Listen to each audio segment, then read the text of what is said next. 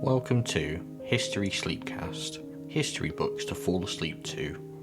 Thank you for joining me tonight on this relaxing journey through history. In today's Sleepcast, we'll be diving into the pages of Charles I by Sir John Skelton, published in 1898 by Goupil & Co. So, find a comfortable spot, take a deep breath, and we'll begin our book. Chapter 1. The English Constitution under the Tudors. When Henry Richmond on the field of Bosworth assumed the crown, the Catholic Church was still powerful in England, and the new learning had made comparatively little progress. The life, both civic and religious, was still ruled by a code which had been framed in the Middle Ages. The genius of a medieval architect had made our cities picturesque, and the ceremonies of medieval Catholicism splendidly decorative lent the colour that might be needed. What a spectacle to the rustic coming from outlying marsh or woodland, and in those days a third of the land at least was marsh and woodland, must a cathedral city have presented. We may compare the august ritual of Rome unfavourably with a simpler service, but only the narrowest fanaticism can treat it with ridicule. In that communion there were then as now, let Puritanism say what it may, many pure and spiritually minded men, who were able to rise above the allurements of sense and to behold, beyond the smoke of the incense and the gloom of the sanctuary, the vision of a righteous judge. Nor was it in the cathedral city alone that the church wielded an unquestioned authority. With uncompromising energy, it had penetrated into fen and forest. It shared the most absolute solitudes with the wild animals of the chase. Centuries had passed since Canute and his kings, lying on their oars, had listened to the evensong of the monks of Ely, and men who shrank from the rough issues of common life still practised, upon the marsh of Romney or among the Lincoln washes, the perilous virtues of a cloister. Yet it was true that somehow or other the whole of the spacious edifice had been undermined, and that it was tottering to its fall. Mitred ecclesiastics in the privacy of the chapter house might still discuss the policy of princes without any sense of impending doom. The faith once delivered to the saints was still expounded in remote hamlet or crowded city by faithful servants of the Most High, but behind the fair show there was, it cannot be doubted, foul decay. The written record remains. Too often the monastic building has become a den of thieves, too often the nun, the bride of heaven, is as shameless as the monk. Pilgrims swarming with vermin swarm along the highways, filthy mendicants recount their filthy adventures at this or the other shrine, pardoners dispose of their stale wares cheaply to gaping rustics. The popular satirist must not be taken too literally, and we are not bound to believe that French hood and bon grace of the Virgin, the great toe of the Trinity, the jawbone of All Saints, and the bees that stung Eve when she ate the apple were hawked about. Yet only a few years later, when the visitation of the monasteries was proceeding, Leighton wrote to Cromwell from the priory of Maiden Bradley, "By my servant I send you relics. First, 2 flowers wrapped in white and black sarcenet, but one Christmas even, horror ipsa qua Christus natus fuerit, will spring and burgeon and bear blossoms. Quod expertum esse, saith the prior of Maiden Bradley, ye shall also receive a bag of relics, wherein ye shall see strange things, as shall appear by the Scripture, as Our Lady's smoke, part of God's supper, in Sine Domini pars Petra super, qua natus erant Jesus in Bethlehem. Belike there is in Bethlehem plenty of stones, and maketh their mangiers of stone. The Scripture of everything shall declare you all, and all this of Maiden Bradley, whereas is an holy prior, and have but 6 children, and but 1 daughter married, yet of the goods of the monastery, trusting shortly to marry the rest. I send you also Our Lady's girdle of Bruton, red silk, which is a solemn relic sent to women travelling, which shall not miscarry in partu." The scandal was open, it was noised abroad, it became the subject of common jest and satire, when lines like Haywood's, lines penned, be it observed, by a devout Catholic, "With small cost and without any pain, these pardons bring them to heaven plain. Give me but a penny or 2 pence, and as soon as the soul departeth hence, in half an hour or 3/4 at most, the soul is in heaven with the Holy Ghost." When lines like these could be listened to, not only without protest, but with keenest relish by a Catholic audience, the end could not be far off. The change indeed from one extreme to the other came with startling rapidity. Within 100 years of Henry's death, 1/2 of England was Puritan. Whatever precautions might be taken, A vast spiritual confederacy, thoroughly organised, could not but be a menace to liberty. It was easier, on the other hand, to protect the life and property of a subject against an arbitrary exercise of a prerogative of the crown, and on paper, it may be, ample guarantees had been given. The Great Charter itself was only one of a series of measures designed to preserve the freedom of the English commonalty. Where the spirit of a free people is absent, legislation is well nigh worthless. Either by fraud or force, it can be evaded by an unscrupulous ruler. Against the tyranny of prince and priest, the Englishman was protected less by legislation than by his own sturdy independence of character and the action of his municipal system. Excepting the greater nobles, who during the dynastic wars had been nearly exterminated, the gentry were mostly resident on their estates. Some of them occasionally proceeded to Westminster for the transaction of parliamentary business, but the hardship of being sent there was so great, although the burgesses at least had been paid for their attendance, that the Crown had frequently to compel the shires and burghs to elect representatives. Impassable roads infested by highwaymen, wretched hostels infested with vermin, made it a matter of labour and peril to reach the metropolis from a distant county. Thus, each district of the kingdom continued to preserve within itself the elements of an independent and vigorous society. The gentry were the natural leaders of a pastoral people, with whom on their many national and religious festivals they familiarly mingled. To the classes engaged in commerce, the local guilds and the great trading societies supplied an obvious basis of cooperation and defence. A system which concentrates in the capital the whole machinery of government is apt to weaken and enervate the national life, and though it is true that the bylaws of the county courts and of the borough magistrates were conceived in a peculiarly hostile and narrow spirit, yet it was fortunate for England that the discharge of civic duties and the exercise of local government had made the English layman, the yeoman as well as the gentleman, tenacious of his rights and jealous of his liberties. There were two constitutional questions that came to the front in the prolonged and bitter quarrel between the Stuarts and their parliaments. 1. What was the compact between the houses and the sovereign as to the revenues of the crown, the revenues by which the royal state was to be maintained? 2. Had there been any illegal exercise of the royal prerogative, A. as regarded taxation, B. as regarded the liberty of the subject, C. as regarded religion? It is in the settlement of those questions that the practice of the Tudors is instructive. There is the further question of how far the Tudors themselves were responsible for the conditions, social, political, ecclesiastical, which made the quarrel inevitable. The resistance to Charles in Parliament and in the country was conducted mainly by the Puritans. But for the harsh and oppressive laws of Elizabeth, there would have been, so far as we can judge, few, if any, Puritans. For the Puritan, therefore, Elizabeth must be held responsible. No doubt other forces than religion were at work.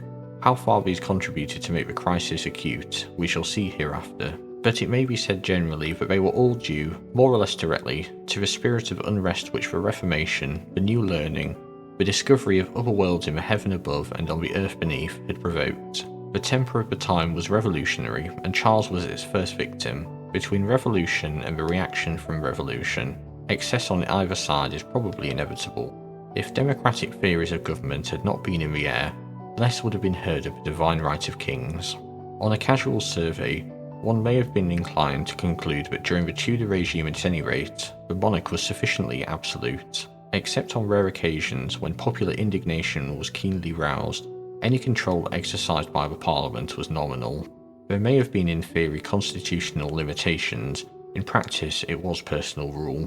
The very names of the parliamentary leaders have been forgotten, whereas the personality of Henry VIII or of Elizabeth is stamped indelibly upon the national record. They had great ministers, Wolsey, Cromwell, Cecil, but none of these statesmen derived his force from Parliament, or owed his elevation to eminence in parliamentary council or debate. Yet, the historians who have argued that the exercise of the kingly authority was subject to restraints, sanctioned by ancient statutes and immemorial usage, which even the most arbitrary and autocratic of the Tudors did not care to disregard, are not without warrants for their view. Mr. Hallam has observed that at the accession of the Tudors, the essential checks upon the royal authority were 5 in number. 1. The king could levy no sort of new tax upon his people, except by the grant of a parliament consisting as well of bishops and mitred abbots or lords spiritual, and of hereditary peers or temporal lords, who sat and voted promiscuously in the same chamber, as of representatives from the freeholders of each county, and from the burgesses of many towns and less considerable places, forming the lower or Commons House. 2. The previous assent and authority of the same assembly was necessary for every new law, whether of a general or temporary nature. 3. No man could be committed to prison but by a legal warrant specifying his offence, and by a usage nearly tantamount to constitutional right, he must be speedily brought to trial by means of regular sessions of jail delivery. 4. The fact of guilt or innocence on a criminal charge was determined in a public court, and in the county where the offence was alleged to have occurred, by a jury of 12 men, from whose unanimous verdict no appeal could be made. Civil rights, so far as they depended on questions of fact, were subject to the same decision. 5. The officers and servants of the Crown, violating the personal liberty or other right of the subject, might be sued in an action for damages to be assessed by a jury, or in some cases were liable to criminal process, nor could they plead any warrant or command in their justification, nor even the direct order of the King. If indeed these checks existed, and no doubt they did on paper, it can hardly be denied, I think, except possibly by the legal pedant, but up to the close of Elizabeth's reign, they had been habitually evaded. Parliaments of the Tudors were in one sense servile. The great ecclesiastical reforms that were being carried through during years of peril and despondency required undivided counsel, and so long as the national credit was maintained, both peers and commons were content to acquiesce.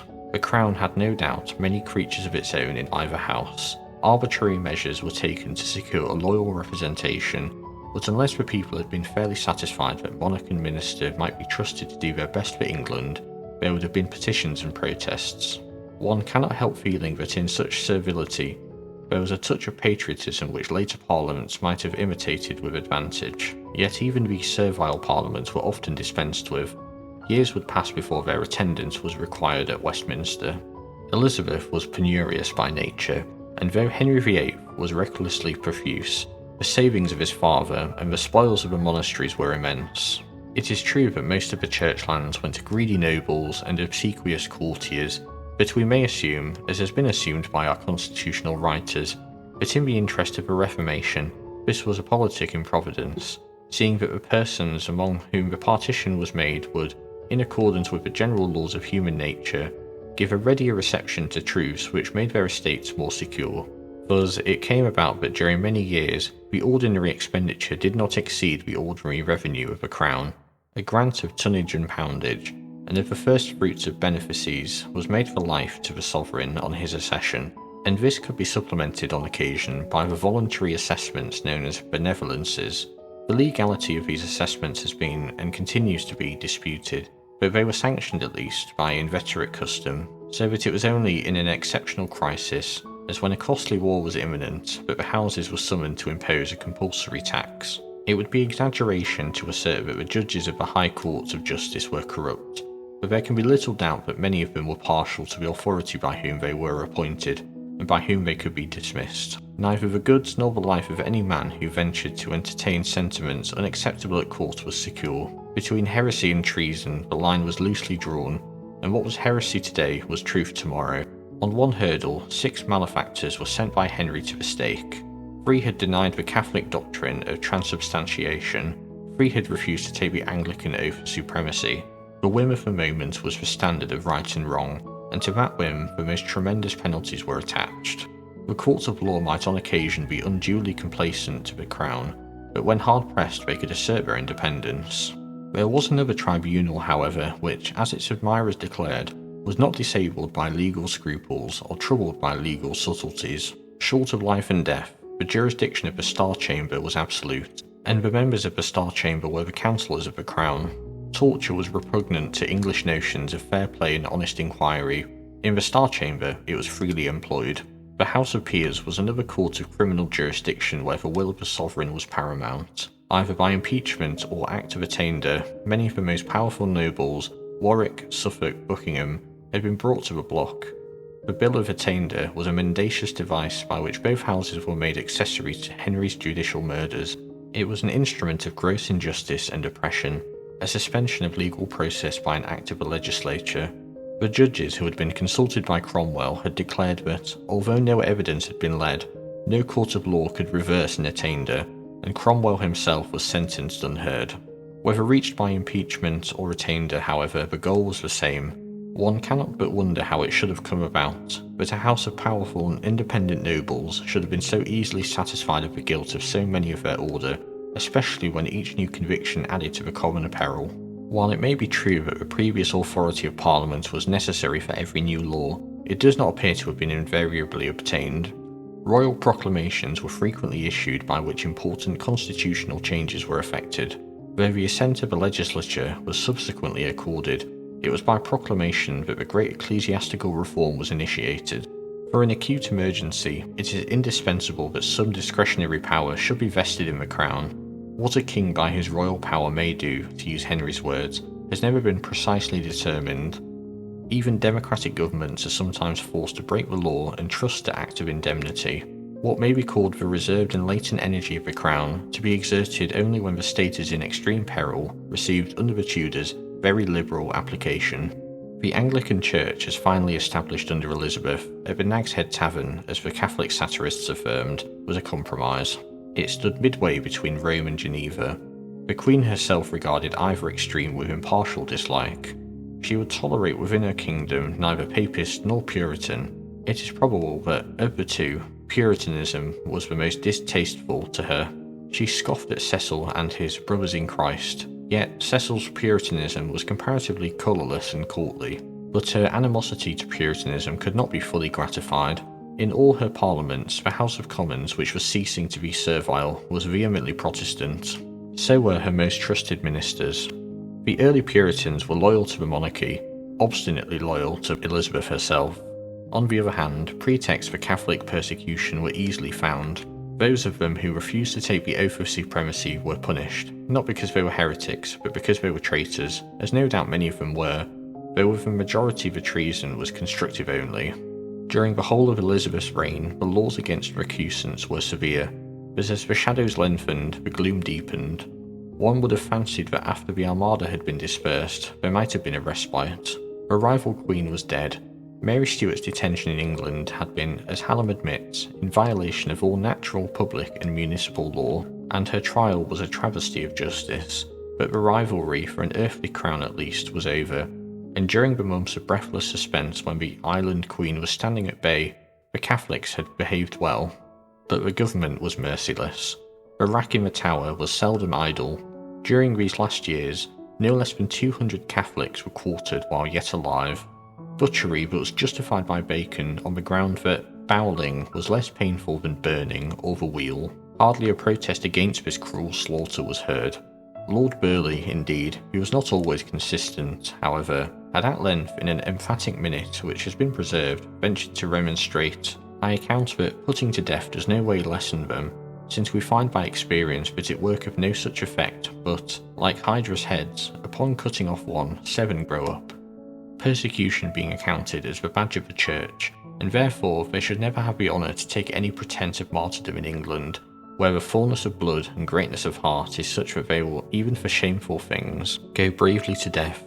Much more, he adds, when they think thus to climb to heaven, and their obstinacy commands them to the common people who regard it as a divine constancy. Nor should it be forgotten that, when the harsh Act of 1562 was passing through Parliament, Lord Montague had preferred an earnest plea for liberty of conscience, if not for liberty of speech. He entreated the peers to consider whether it was just by penal statute to force loyal subjects of the realm to believe the religion of Protestants on pain of death. This I say to be a thing most unjust, for that it is repugnant to the natural liberty of men's understanding. For understanding may be persuaded but not forced. Only a man of no courage or stomach, and void of all sense of honour, would consent to receive a new religion by compulsion, or swear the contrary of what he thinks. Even a brave man might consent to be silent, to keep his reckoning with God alone, but to be compelled to swear to or lie, or else to die if he refused, was a thing that no man ought to suffer and endure. A fine speech for any assembly, considering the time when it was made, and the passions that were abroad, a really noble and memorable appeal. If a Catholic was treated with merciless severity, the Puritan did not entirely escape. It is a popular superstition that persecution must fail. It does not fail when it is carried out with inflexible decision. It fails only when the inquisitor is timid and irresolute. The Puritans, who were merely ejected from their livings or driven from their conventicles, rapidly increased in number, so that before the close of Elizabeth's reign, A body of bitter sectaries had become formidable, a force to be reckoned with in the political world. The Catholics, on the other hand, who had been pursued with unsparing vigour, had dwindled to a handful. Those who write history are presumably more sagacious than those who make it.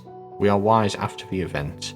To us, the folly of Elizabeth and her ministers in their treatment of nonconformity is painfully obvious, and indeed there is good reason to believe that a little forbearance at the outset might have healed the feud. Nonconformity was in effect a protest against the act of supremacy and the act of uniformity, but the language of protest in the earlier years was mild.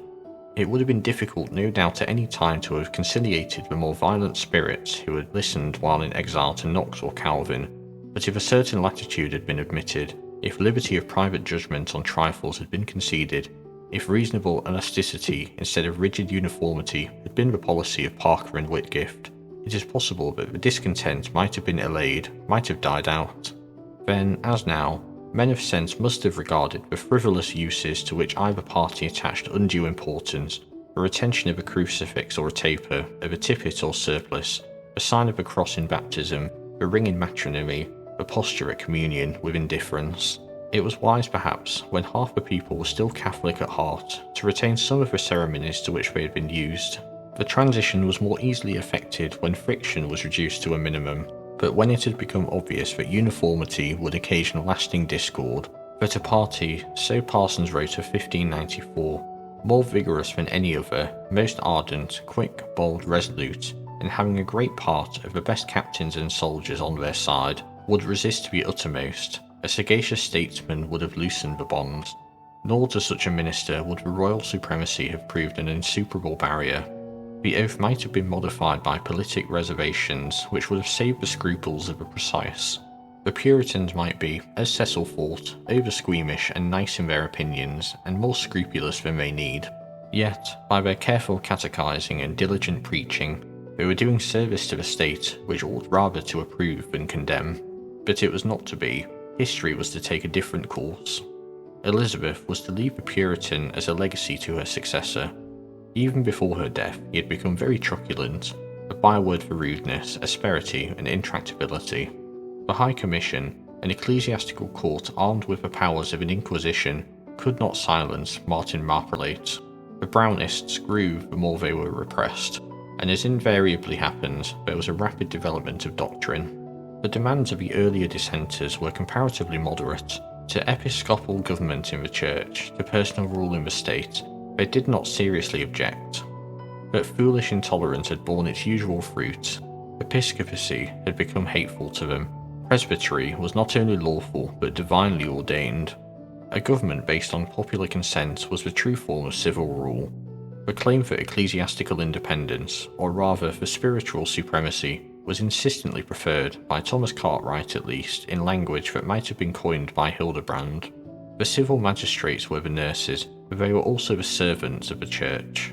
And as they rule in the church, so they must remember to submit themselves unto the church, to submit their sceptres, to throw down their crowns before the church, yea, as the prophet speaketh, to lick the dust off the feet of the church. It is to be noted, moreover, that in the later years of Elizabeth's reign, the Commons, largely reinforced from the ranks of the Puritans, clung to their ancient privileges with increasing tenacity and were readier to assert their independence. The arbitrary exercise of the prerogative was still common. The Star Chamber continued to sit and to inflict penalties on obstinate or contumacious jurymen. Proclamations continued to be issued. The printing of books was subjected to severe restrictions. The too rapid increase of the metropolis was held to be a public danger and forbidden. Once at least, martial law had been proclaimed. But though the members of the Commons themselves were occasionally committed to the Tower for imprudent or insolent speech, arbitrary encroachments on their customary privileges were, in each successive Parliament, more keenly resented and more strenuously resisted. These privileges were numerous. The claim for liberty of speech and access to a royal person was preferred at the opening of each session. They were the guardians of their own order. Then the members were exempted from arrest on civil process while the House sat. They held, moreover, that they were entitled to inquire into every grievance and to find the appropriate remedy. Before the close of the century, they had attacked the subsidies demanded and the monopolies granted by the Crown. Elizabeth, in her most formidable and autocratic mood, failed to overawe them. The Wentworths and their fellows were not to be silenced. Morris, from his room in the Tower, assured Lord Burleigh that he would continue to strive, while life lasted, for freedom of conscience, public justice, and the liberties of his country. They were warned that idle heads should not meddle with reforming the Church and transforming the Commonwealth, but they replied that to utter any griefs of the Commonwealth was theirs of right. The attack on the monopolies granted by the sovereign to impecunious courtiers was a bitter pill for Elizabeth to stomach. The prerogative, she declared, was the choicest flower in her garden, and the principal and head pearl in her crown and diadem. But the clamour grew so loud that she was forced to give way, and with that politic or feline adroitness which she could practise on occasion, to compliment the Commons on their solicitude for the public well-being. On every side the waters were rising. There was a pause while Elizabeth lay on her deathbed, but the storm had not spent itself. It was clear that the finest tact and the surest judgment would be needed to steer the state bark into a peaceful haven. How far the Stuarts, on whom the command now devolved, would prove fit for the duty remained to be seen. Chapter 2. The Scottish Stuarts. The compilers of pedigrees are mainly responsible for the earlier records of the Stuarts, what they have to tell us when they leave the region of conjecture admitting of rapid summary. The Scottish House of Stuart was descended from the English House of Fitz-Alan, whose arms they bore, but in allusion it is said to their hereditary office, with the fess chequy on the shield slung round the neck of a mounted knight. They were Scottish nobles for several generations before they became Scottish kings. Many cadets of noble Norman houses came to Scotland when David I was on the throne, and were cordially welcomed by him. Among them were two of the Fitz-Alans, two brothers, Walter and Simon. Walter, for some reason which does not clearly appear, speedily obtained high preferment. The Steward of Scotland, otherwise the Seneschal or Dapifer, was a powerful functionary, perhaps the most powerful among the great officers of state. The office was hereditary. Conferred on Walter, son succeeded father in unbroken order until it came to be held by that other Walter who was with Bruce at Bannockburn. He was then quite a youth, but he had already won a name by his gallant bearing and his winning manners. A few months after the Great Battle, he was sent to the border to receive the Scots prisoners who had been detained in England, among them Elizabeth the wife and Marjorie the daughter of King Robert. His wooing must have been done while they rode from Carlisle to Edinburgh or Stirling, for early in 1315 he was married to Marjorie. Next year a boy was born, but the mother died. The steward was acting as regent at the time, the king being in Ireland. In 1318 he defended Berwick very gallantly against a great English army, and in 1322 he nearly surprised the English king at Billand Abbey in Yorkshire, but for a hard ride to York, Edward would have been captured. He had had a brief, brilliant, adventurous career when in 1326 he was struck down by mortal illness. He died in his 33rd year. Had he lived, he might have equalled Randolph and Douglas, but his course of glory was short.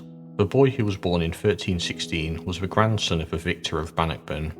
He too was a Robert, and for 30 distracted years only the unhappy David stood between him and the throne. David, who had no love for the valiant steward, did his best to divert the succession, but David left no son by Margaret Logie. The Scottish people would on no condition accept the English Lionel, so that on David's death the steward's claim to the throne, under the settlement of 1318, was conceded without serious debate. It was then, however, that the rivalry of the great House of Douglas, pregnant with so many disasters to Scotland, first made itself felt, a rivalry which a politic marriage pacified for the moment. Robert II was succeeded by his son, another Robert.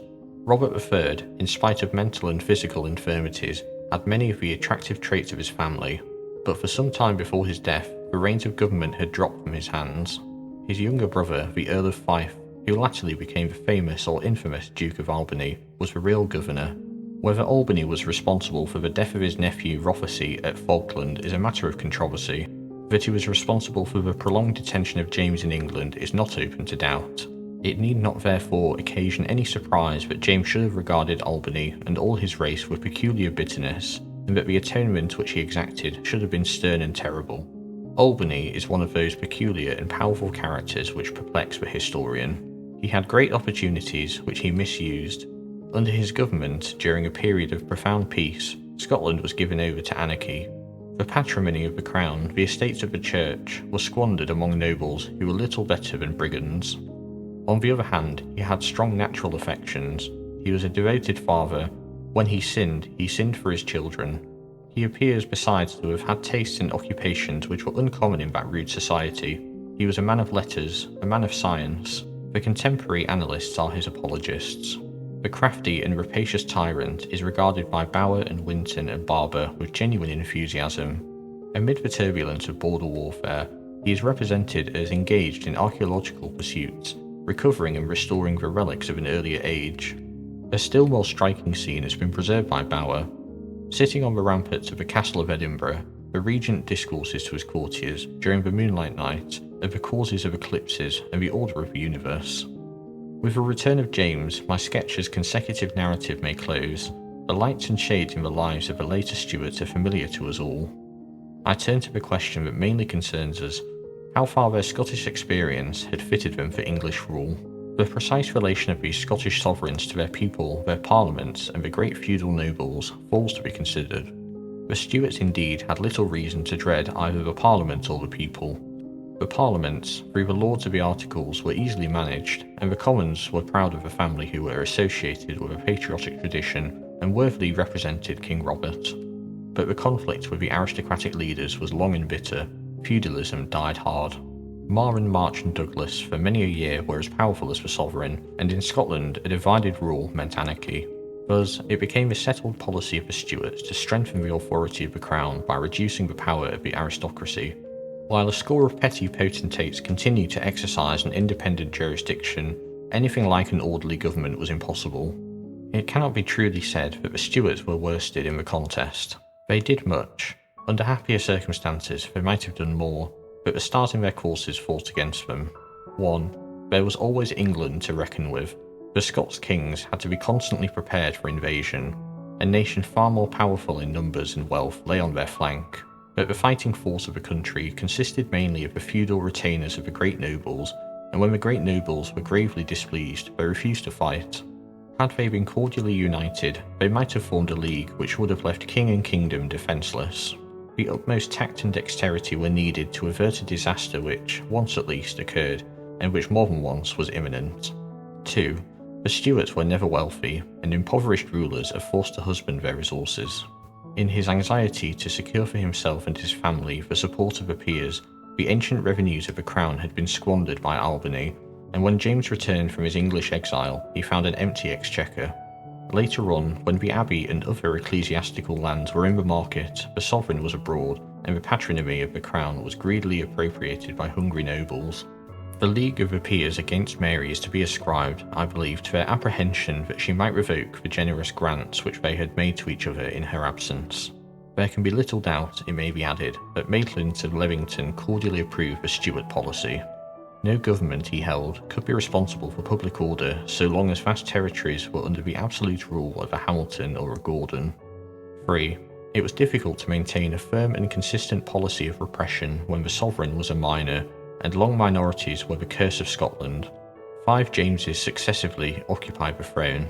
The first was 45 when he was murdered at Perth. He was succeeded by a boy of 7. The second was 30 when he was killed at Roxburgh.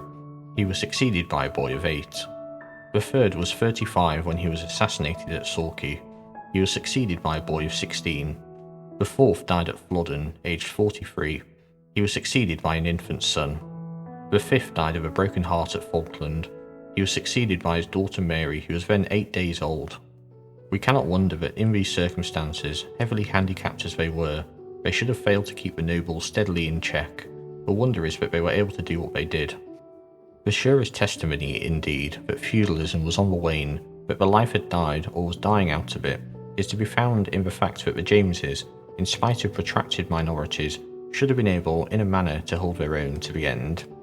4. The preeminence of the House of Douglas was a real misfortune for the royal house. For more than a generation, it was felt that any day, a disaffected earl with the northern and border barons at his back might make a bold bid for the crown. The Stuarts and the Douglases were rival claimants, and the title of the Douglas was thought by many to be the better of the two. The Stuarts derived their title through Elizabeth More, who had been the first wife of Robert II. but her son, who afterwards became Robert III, had been born before the marriage was solemnised. According to the canon law, which recognised the legitimacy of the offspring if the parents were subsequently married, the boy was the true heir. But after Elizabeth More was dead, Robert had married again, and the descendants of his second wife, Euphemia Ross, were not prepared without demur to recognise the law of succession as defined by the ecclesiastical tribunals. But Douglas derived his right through Euphemia Ross, and whenever the conflict became acute, the superior claims of the heirs of Euphemia were obstinately preferred. There can, I suppose, be no doubt that during the reign of James II of Scotland, it was for long an open question which side would win.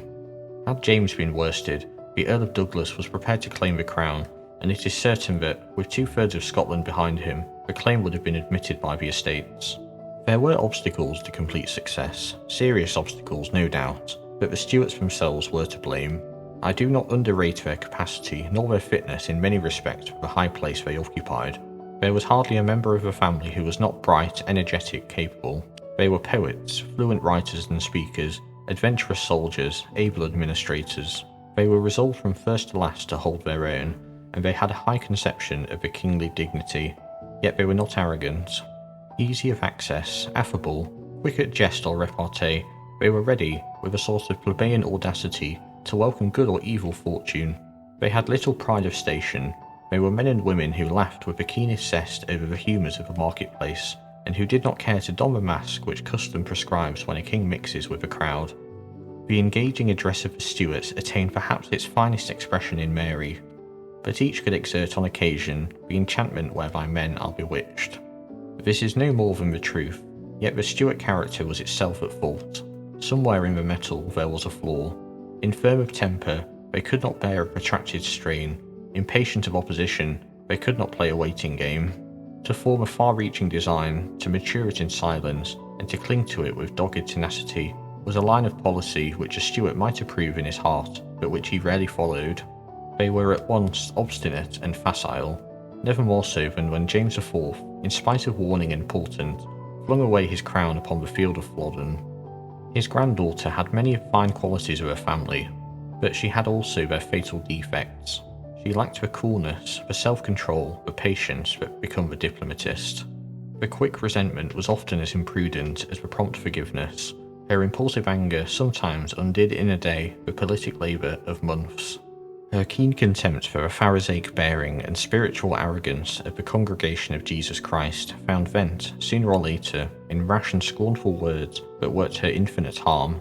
She really desired to stand well with the English Queen, but her cousin's mean duplicity and blundering craft exhausted her patience, and a biting jest or a mocking laugh did more to exasperate Elizabeth than the Darnley murder or the Bothwell marriage. What has now been said will serve to indicate the view I take. It would be profitless to multiply illustrations. I do not assert that their defects of temper absolutely disabled them for the work of government, but the absence of steady self-command unquestionably accounts in some measure for the ill luck which followed them like a shadow. Their record certainly would have been less tragic had they been less impatient of counsel and control. This then was the character, these the experiences of the family to whom the government of the English people had passed. It cannot be said that the omens were propitious. Apart from any other consideration, the fact that for 300 years they had been engaged in a constant struggle for supremacy had left behind it an inevitable bias. Their aim had been to aggrandise the kingly office, to extend and strengthen the prerogative. That the immunity from criticism of a divinely appointed ruler should have become an article of the Stuart creed need not surprise us. But if this conviction should prove ingrained and ineradicable, what was to happen when they were brought into direct contact with the popular forces which were already at work in England? Nor was it less than a grave public misfortune that the present representative of the family was one who retained few of their finer traits, and in whom their foibles were caricatured. While no king could be less kingly than the 6th James, no king was more persuaded of his divine commission. The Stuart sovereigns, with rare exceptions, had been poor as church mice, as was said, but James was so impecunious that the very shirts he wore were borrowed. After one or two spasmodic outbursts, of which the raid of Riven and the Gowrie conspiracy may be reckoned the most audacious, the great nobles were ceasing to be troublesome, but on the other hand, the arrogant bearing of the Calvinistic clergy had become intolerable. The place of the courtly and diplomatic priest of the old religion had been taken by an indiscreet and vehement minister of the new, who had no respect for decent conventions, and who rebuked king and nobles with more zeal than discretion. The English sectaries, who were separating themselves from the Anglican communion, favoured the Presbyterian rule and ritual, whereas to James, who had been preached at and prayed for all his life, the very name of presbyter had become loathsome. The character of a Stuart who combined a certain native shrewdness with boundless egotism and insatiable vanity, in whom mental irritability was as little under control as physical restlessness, has often been limned. In the collections of Calderwood and others, the testimony of his Scottish contemporaries will be found. The picture they draw almost passes belief. This egregious schoolboy, who occupies his leisure in writing a commentary on the Apocalypse, who in public controversy swears like a trooper and scolds like a shrew, the rival theologians being loons and smakes and lean knaves, is surely one of the most singular royal figures of whom any record remains. Long before he went to England, James had fallen under the sway of unworthy favourites, and among these, the Master of Grey, Francis, Earl of Bothwell, the two Campbells, one of whom, created Earl of Arran, became Chancellor of the kingdom, and married the shameless Jezebel of the Calvinistic pulpit, have attained an unenviable notoriety. The successors of Knox were prodigal of invective, neither king nor courtier was spared, and it may be admitted that James's aversion to his spiritual advisers, the Melvilles, the Lawsons, the Blacks, the Gibsons, was not without warrant. It is possible, therefore, that the contemporary narratives, which come to us mainly from ministers of the Kirk, are somewhat highly coloured. Yet, after all, there is substantial agreement that the only Stuart who was a grotesque and undignified pedant should have worn the Scottish crown when the English succession opened was one of those scurvy tricks which fortune is apt to play. With the end of the chapter reached, we'll finish this reading for now, but we will look to carry on with this book in the future. So, thank you for listening, and good night.